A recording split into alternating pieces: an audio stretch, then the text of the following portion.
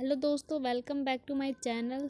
Nursing educations वाले video में हम आज फिर प्रीवियस क्वेश्चन पेपर पे डिस्कस करेंगे। तो हम आज प्रीवियस क्वेश्चन पेपर देखेंगे। आपको पता है कि 3 मंथ्स हैं, एएनएम का क्या होने वाला है, एग्ज़ाम होने वाले हैं। जो बी बैच वाले स्टूडेंट हैं उनके लिए वीडियो काफ़ी हेल्पफुल है। जो auxiliary nursing and midwife first year का एग्ज़ाम है, जो कि UP state medical faculty final वाला ये एग्ज़ाम पेपर है। अगर आप चाहो तो इसका टेस्ट पेपर भी आपको मिल जाएगा। ओके, नेक्स्ट डे हम उस टेस्ट सीरीज़ पे क्या करेंगे, डिस्कस करेंगे। अभी हम यूपी स्टेट मेडिकल फैकल्टी वाले पेपर पे डिस्कस करेंगे। ओके, क्वेश्चंस बताएंगे कौन कौन से क्वेश्चंस कैसे आते हैं, कैसे पेपर में लिखा जाता है। ओके, तो यहाँ पे आप देख सकते हो जो ये पेपर है वो है हमारा हेल्थ प्रमोशन, जो कि एएनएम का एक सब्जेक्ट है, हेल्थ प्रमोशन। ओके, एंड जो पेपर का ड्यूरेशन होता है वो 3 आवर का होता है और मैक्सिमम आपको 5 क्वेश्चन होते हैं। तो आप देख सकते हो कि पेपर का पैटर्न क्या होता है यूपी स्टेट मेडिकल फैकल्टी का। जिन बच्चों ने अभी फर्स्ट ईयर में मतलब कि एडमिशन लिया उनके लिए भी काफ़ी हेल्पफुल होने वाली है वीडियो। ओके, तो जो पेपर की ड्यूरेशन होती है वो 3 आवर होती है और 3 आवर में हमें क्या होते हैं, 5 क्वेश्चंस करने होते हैं।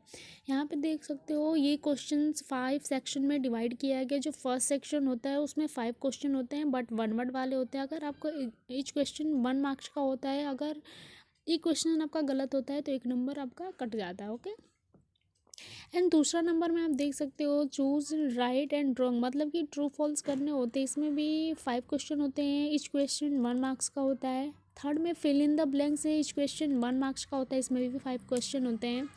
जो हमारा 4th नंबर क्वेश्चन है वो है right short note of any 4, मतलब कि इसमें से 6 आपको क्वेश्चन दिए गए हैं, जो आपको आ रहे हैं वो 4 करने हैं, ओनली 4 क्वेश्चन करने हैं। और इसमें जो 4 क्वेश्चन होते हैं वो 20 मार्क्स का होते हैं, ईच क्वेश्चन 5 मार्क्स का होता है। ओके, एंड आप 5th नंबर देख रहे हो वो है हमारा, इसमें भी 6 क्वेश्चन होते हैं, ओनली 4 क्वेश्चन करने होते हैं। जो लॉन्ग क्वेश्चन होता है वो 10 मार्क्स का होता है। ओके, एंड जो 4 क्वेश्चन करने होते हैं वो टोटल हमारे 40 मार्क्स के हैं। तो हमें पेपर जहाँ तक मतलब 3 आवर का टाइम मिलता है तो उसमें हमें लॉन्ग क्वेश्चन से स्टार्टिंग करनी चाहिए। ओके, जो हमारी एग्ज़ाम वाली कॉपी मिलती है वो लगभग 24 पेजेस 24 पेजेस की अब हो गई है, पहले 28 पेजेस की थी। ओके, कोई इशू नहीं है, हम मैनेजमेंट करना सीख जाएंगे कैसे कॉपी लिख। तो हम सबसे पहले अपना स्टार्ट करते हैं क्वेश्चन पेपर। एंड पैटर्न हमने देख लिया कि किस प्रकार से यूपी स्टेट मेडिकल फैकल्टी जो एएनएम का क्वेश्चन पेपर है वो पूछा। ठीक इसी तरह से जीएनएम का भी क्वेश्चन पेपर पूछा जाता है, थोड़ा सा बेसिक का लेवल अलग रहता है। ओके, एंड जिनको हिंदी और इंग्लिश में दिक्कत होती है एंड वो हिंदी इंग्लिश दोनों मिक्स करके भी लिख सकते हैं। अगर जिनको इंग्लिश आते हैं वो इंग्लिश में अपना क्वेश्चन पेपर कर सकता है, जिनको हिंदी में आता है पूरी डिटेल हिंदी, वो हिंदी में अपना क्वेश्चन पेपर कर सकता है। ओके, एंड जिनको मिक्स आती है वो मिक्स भी कर सकते हैं। तो आज का हमारा जो क्वेश्चन पेपर है वो हेल्थ प्रमोशन का। हम फर्स्ट में देखेंगे pellagra is cause due to deficiency of, मतलब कि हिंदी में हम देखेंगे पेलेग्रा किसकी कमी के कारण होता है। आपको पता है कि पेलेग्रा जिन्होंने पढ़ा है उनको मैं बता दूं कि नियासिन जो कि विटामिन B3 होती है, इसकी कमी से क्या होती है, पेलेग्रा डिजीज़ होती है। मैंने इसमें इस पेपर में ट्रिक नहीं लगाया है, बट मैं आपको आंसर बता रही हूँ। आप चाहो तो अलग से कॉपी में ट्रिक लगा सकते हो या इसकी। ओके, एंड हमारा सेकंड नंबर है number of chambers in heart is, मतलब कि हमारे हार्ट में कितने चैम्बर्स होते हैं। जिन्होंने एनाटॉमी एंड फिजियोलॉजी पढ़ा है उनको पता होगा कि हमारे हार्ट में कितने चैम्बर्स होते हैं। अगर आपको पता है तो कॉमा। ओके, मैं बता रही हूँ कि जो हमारा हार्ट होता है उसमें 4 चैम्बर्स होते हैं। ओके, आंसर आपका 4 राइट है। चूँकि मैं नाम बता सकती हूँ कि 4 right atrium, left atrium, right ventricle, left ventricle. Okay, 4 का मैंने नेमिंग कर दिया। And anatomy and physiology very interesting subject. Okay, and यहाँ पे आप देखोगे थर्ड नंबर है human tissue and their body parts discarded in which. इसका कहने का मतलब ये है कि आपने हॉस्पिटल में देखा होगा कि जितने भी पैथोलॉजिकल वेस्ट होते हैं वो आपने पढ़ा होगा बायोमेडिकल वेस्ट। अगर आपने बायोमेडिकल अच्छे से पढ़ा होगा तो आपको पता होगा कि कौन सी चीज़ किस डस्टबिन में जाएगी। ओके, तो आपको पता चलेगा कि ह्यूमन बॉडी से जितने भी वेस्ट निकलते हैं वो किस में जाते हैं, येलो में जाते हैं। ओके, तो कोई भी पैथोलॉजिकल वेस्ट निकलता है, ऑर्गन हो गया, टिश्यू हो गया, वगैरह वगैरह, ब्लड हो गया, वो सारे येलो में जाते हैं।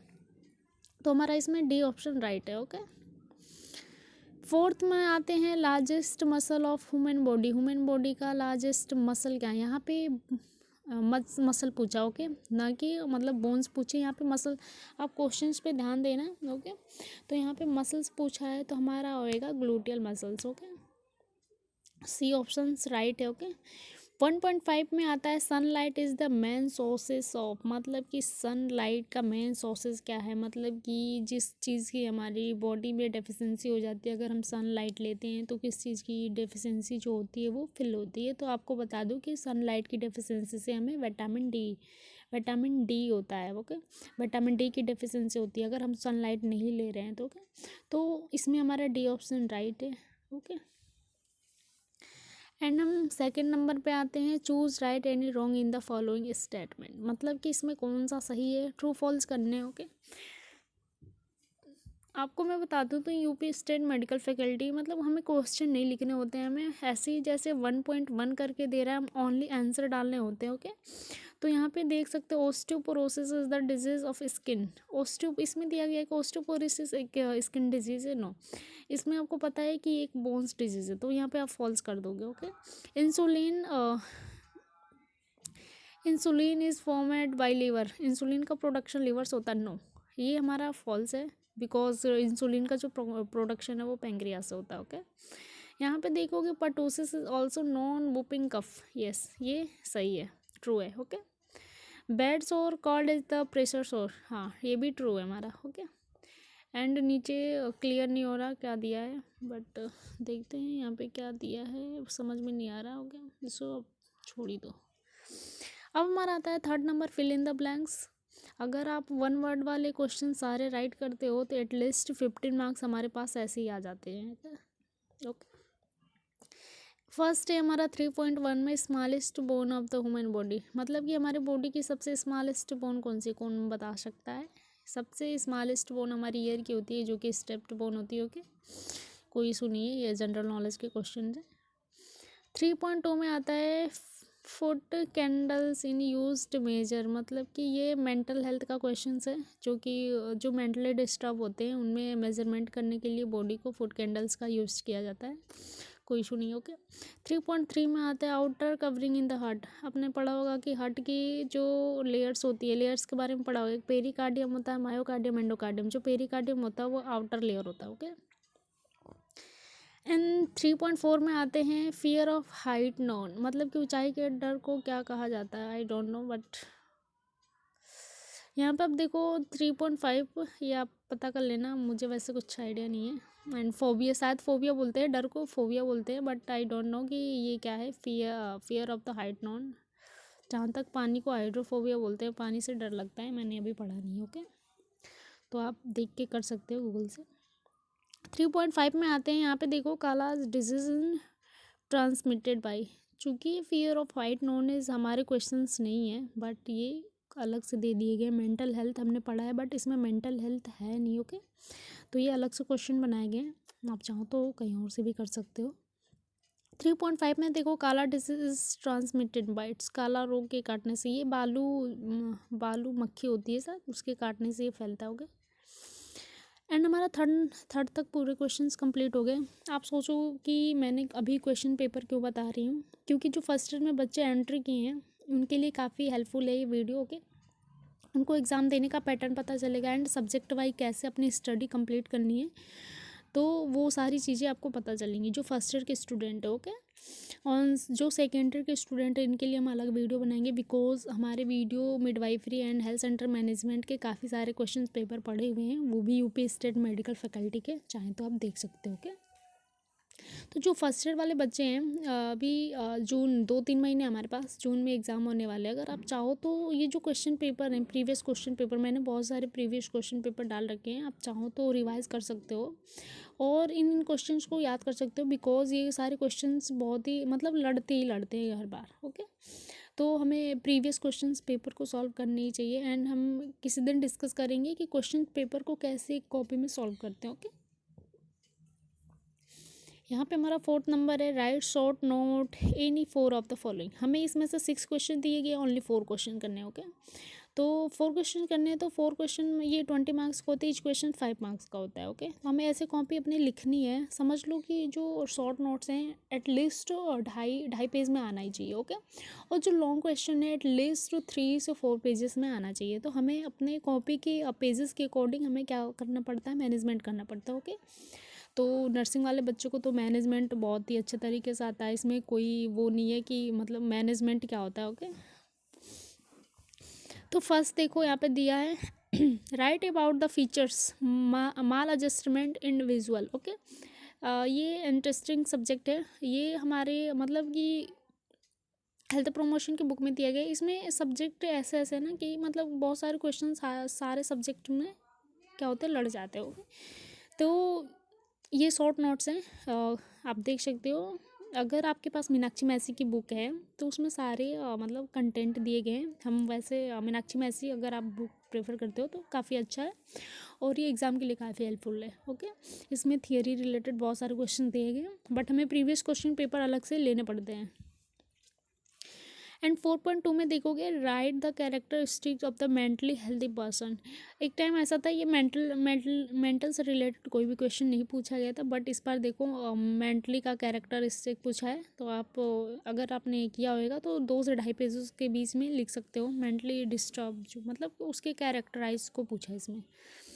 3 में देखोगे डिस्क्राइब डाइजेस्टिव सिस्टम। हमें क्या करना है, हेल्थ प्रमोशन में एनाटॉमी एंड फिजियोलॉजी वेरी मतलब बहुत इंटरेस्टिंग सब्जेक्ट है। एनाटॉमी एंड फिजियोलॉजी मुझे तो बहुत अच्छा लगता है, एंड मुझे पढ़ना एनाटॉमी एंड फिजियोलॉजी बहुत पसंद है। ओके, तो अगर आपने क्या बोलते हैं, अगर आपने डाइजेस्टिव सिस्टम पढ़ा है, डाइजेस्टिव सिस्टम बहुत ही अच्छा है, तो पढ़ा है तो उसका क्या करना है, हमें डायग्राम बनाना है, लीवर का फंक्शंस लिख देने हैं 2-4, लीवर का वेट लिख देना है। मतलब क्वेश्चन पेपर सॉल्व करने का तरीका बता रही हूँ मैं।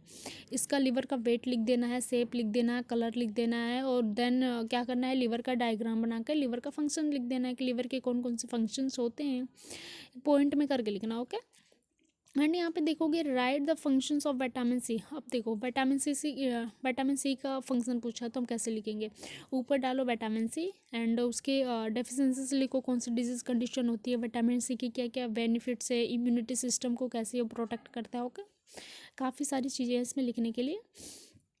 4.5 में देखोगे डिस्क्राइब बायोलॉजिकल फ़िल्टर, मतलब कि जैविक फ़िल्टर के वर्णन करें। डिस्क्राइब बायोलॉजिकल फ़िल्टर, आपको पता है कि बायोलॉजिकल फ़िल्टर क्या होएगा। हमारे बॉडी में बहुत सारे ऐसे चीज़ें हैं जो फ़िल्टर होते हैं, एटलीस्ट मतलब कि आप देख सकते हो जब हम सांस लेते हैं तो वो भी एक फ़िल्ट्रेशन के थ्रू ही होता है।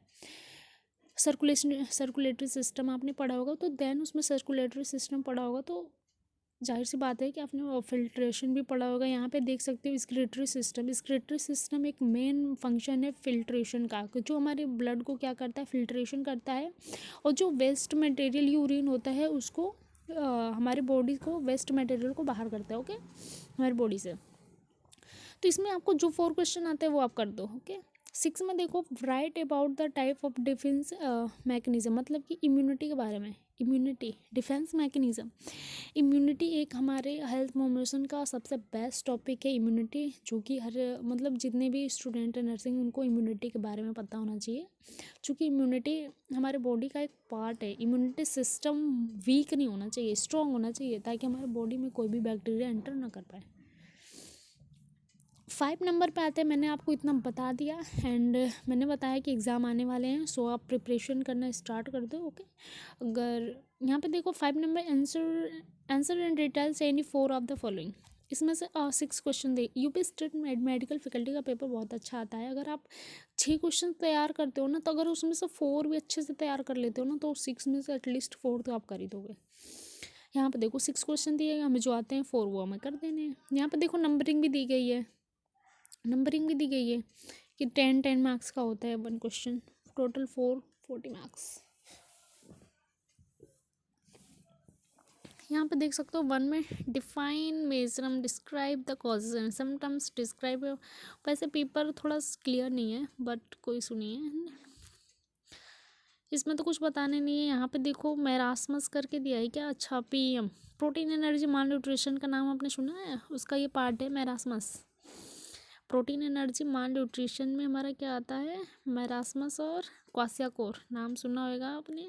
तो मेरी एक पूरी वीडियो पड़ी हुई है, अभी मैं पब्लिक कर दूंगी। ओके, पीएम प्रोटीन एनर्जी माल न्यूट्रिशन पे पूरा नोट्स अच्छे से अगर आप चाहो तो आप लिख सकते हो। उसके साइन एंड सिम्टम्स क्या होते हैं, ये एक प्रोटीन डिफिशियंसी है। ओके, बहुत अच्छे से 10 मार्क्स में आपको मिल जाएंगे। मैं ये क्या करूँगी, इसके नोट्स बना को आपको वो यूट्यूब पे ही डालती हूँ। ओके, मैंने पूरा डिटेल में इसको बताया भी है। ओके, 5.2 में देखो डिफाइन स्नीजोफ्रेनिया, ये भी देखो बहुत अच्छा क्वेश्चन है। स्नीजोफ्रेनिया ये भी मेंटल हेल्थ का ही क्वेश्चन है।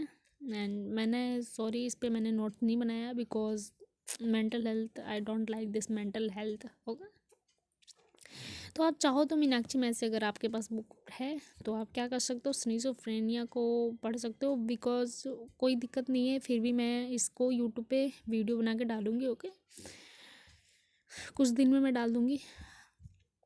Define human cell draw and diagram, इसमें यहाँ पे देखो आप, यहाँ पे सेल के बारे में पूछा है। 10 मार्क्स में आप लिख सकते हो, वेरी इजी। सेल यार, सेल एक बेसिक टॉपिक है जो कि हर नर्सिंग स्टूडेंट को पता होना चाहिए। सेल क्या है, cell is the basic unit of life. Okay, तो सेल का पूरा अच्छे से डेफिनेशन लिखो, डिस्कवर लिखो कि किसने किया था, रॉबर्ट हुक ने किया था, 1665 में किया था। ओके, एंड उसके फंक्शंस के लिखो, पार्ट्स लिखो एंड डायग्राम बना दो। ओके, 10 मार्क्स में हो जाएगा। डिफाइन फैट, हमें फैट को डिफाइन, पता नहीं क्या क्या न्यूट्रिशन से भी क्वेश्चन आ गया है। फैट को डिफाइन करना है, write down the sources of fat, fat के क्या सोर्सेस हैं। ओके, तो आप लिख सकते हो। डिफाइन हाइजीन, हाइजीन को तो आप ऐसे ही डिफाइन कर सकते हो। ओके,